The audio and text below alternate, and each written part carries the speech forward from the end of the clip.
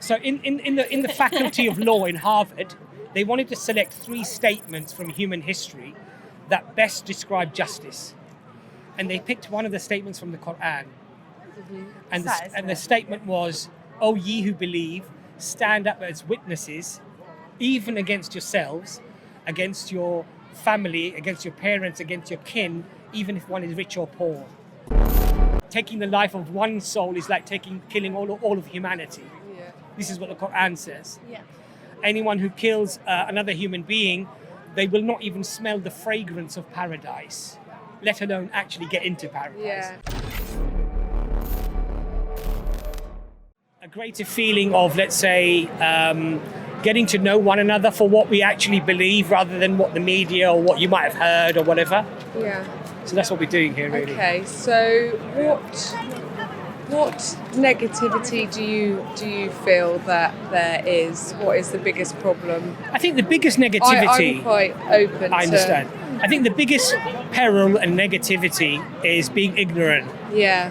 So if I don't know about you or you don't know about me and we listen to a third person, Yeah. we might be told things that might be completely untrue, and that can make us apprehensive or fearful.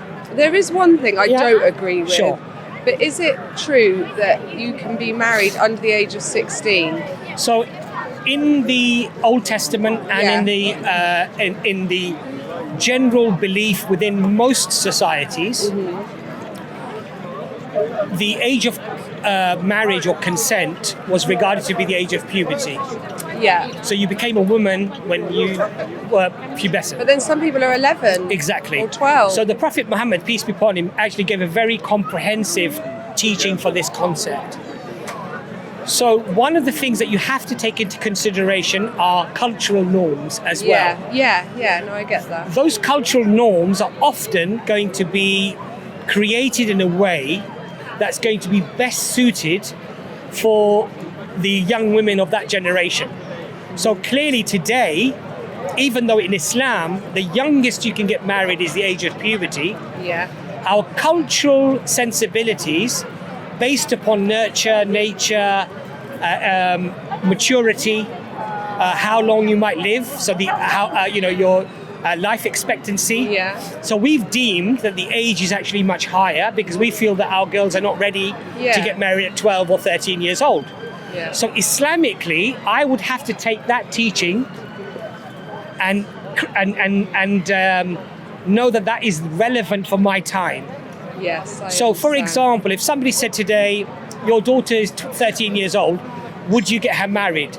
And I would say, well, my religion tells me that because of the cultural norms, because of the readiness to marriage, having the level of maturity, psychological readiness, she's not ready now. No. So my religion would say, then you should wait. Yeah. So that it's an individual. It's an individual. So now, I could not say that rule would apply to a tribe in the Amazon jungle. Yeah. So it depends on the area.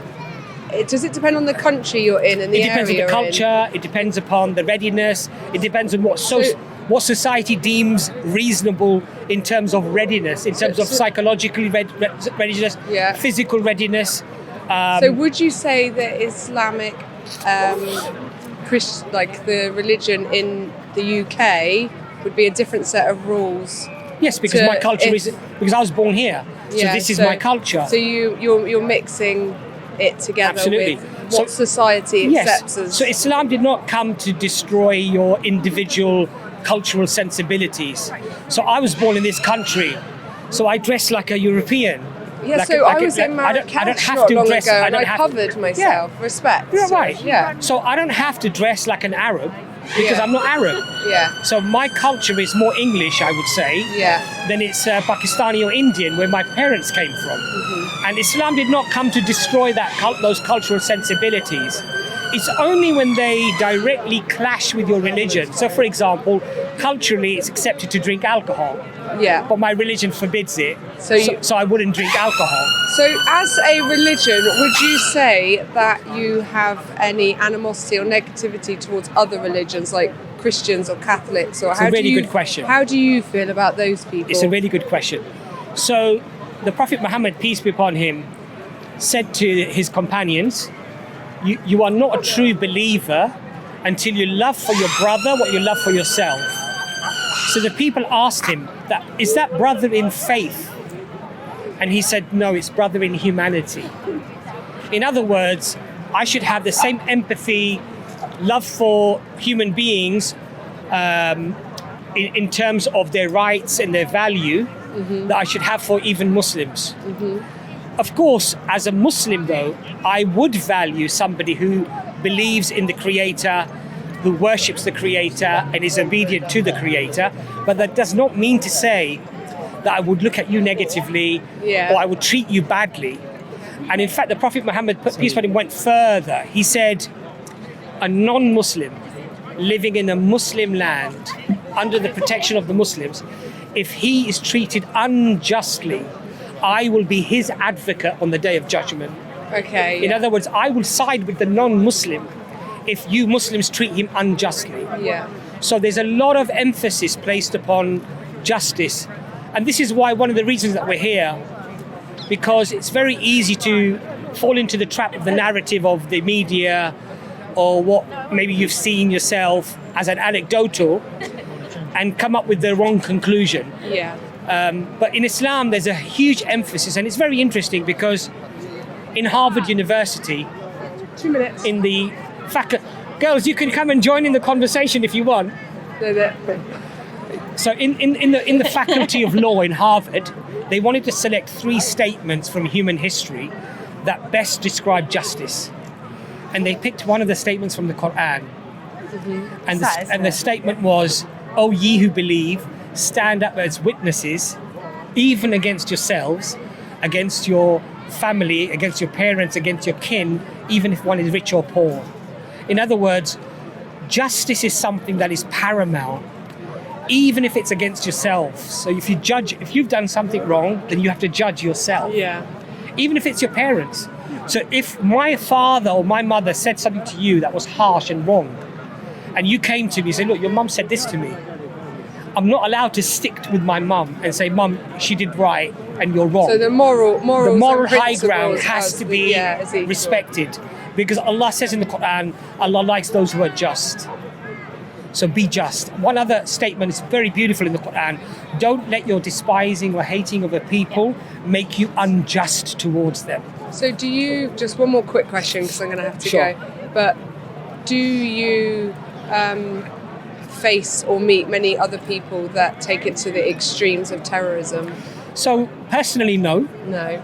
But how do people end up that in way? that situation? So what we've got to realise is that violence is something that is intrinsic within all people. Yeah. Look, you only have to take 2 football teams, and when things get a bit rowdy, people literally throw bricks at one another. Yeah, that's a good way actually of looking at it. Do you know what I mean? Because there will be terror types of people amongst any organisation, any religion. Football. In fact, atheists as well, right? It doesn't matter what religion you are. Yeah, non-believers. Look, people get stabbed because they get cut each other up on the street on their cars. People have died over that. Just because he cut in front of me. Yeah. So the propensity to be violent is something that can trigger any human being. And it could be any religion as well. And so what I say to people is that, look, if you find explicit teachings within the Quran or within the Prophet Muhammad, peace be upon him, that actually condone such activities, then you have a very strong argument. Yeah. But I can produce to you explicit statements where the Prophet, peace be upon him, said that, that taking the life of one soul is like killing all of humanity. Yeah. This is what the Quran says. Yeah. Anyone who kills another human being, they will not even smell the fragrance of paradise, let alone actually get into paradise. Yeah. So those are explicit teachings. Now, there are some people who will twist and turn, and they say, oh, well, this could mean that, this could mean this, therefore I can do what I'm doing. But generally speaking, what you'll find is even people like, extreme people like that we've had, like Osama bin Laden.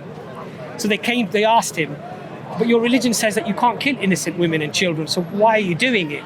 He said, well, I'm not doing it for my religion, I'm doing it because you kill my innocent women and children, so I'm going to kill yours. It's just revenge, basically. Yeah, there's a lot. You see my point? Yeah.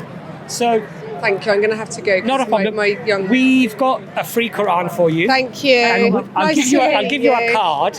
Thank if you ever you. feel like having a discussion offline or whatever, it doesn't have to be filmed or whatever. Yeah. That's our channel there. Should get my Thank you. friends to do Yeah? it. Nice to meet Please you. do. It was really nice to meet you too. Bye-bye. Have a Alice, nice day. Thank you very much. Bye-bye. Bye bye.